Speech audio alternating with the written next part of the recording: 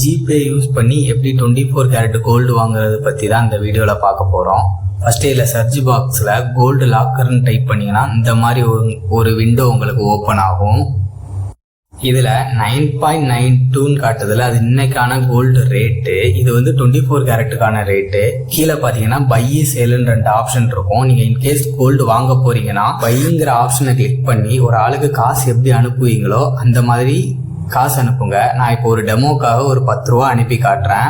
இப்போ நான் 10 ரூபா சென்ட் பண்ணிட்டேன். அதுக்கான மெசேஜ் கன்ஃபர்மேஷன் எல்லாமே எனக்கு வந்துருச்சு. இப்போ நீங்கள் மேலே பார்த்தீங்கன்னா 00 மில்லிகிராம் இருக்குல்ல, அங்கே எனக்கு நான் எவ்வளோ வாங்கியிருக்கனோ அதுக்கான மில்லிகிராம் எனக்கு காட்டும். இப்போ எனக்கு அந்த இடத்துல 1 மில்லிகிராம்ங்கிற இது காட்டுது. நான் இப்போ 1 மில்லிகிராம் வாங்கியிருக்கேன். இப்போ இன்கேஸ் நான் அந்த இதை விற்க போகிறேன் அப்படின்னா சேலுங்கிற ஆப்ஷனை கிளிக் பண்ணுங்க. இந்த மாதிரி ஒரு விண்டோ உங்களுக்கு ஓப்பன் ஆகும். இதில் நீங்கள் எவ்வளோ மில்லிகிராம் வாங்கி வச்சுருக்கீங்களோ கோல்டு அதை அப்படியே டைப் பண்ணுங்கள். எனக்கு 1 மில்லிகிராம் காட்டுது. நான் 1 மில்லிகிராம்ங்கிறத டைப் பண்ணுறேன். டைப் பண்ணிங்கன்னா அந்த 1 மில்லிகிராம் எவ்வளோ அமௌண்ட்டோ அதை கீழே காட்டும். எனக்கு வந்து 9 ரூபா 27 பைசாங்கிறது காட்டுது. நீங்கள் கேட்கலாம் 10 ரூபா தானே போட்டேன், எப்படி 3 பைசா கம்மியாச்சுன்னா அது ஜிஎஸ்டியில் போயிடுச்சு.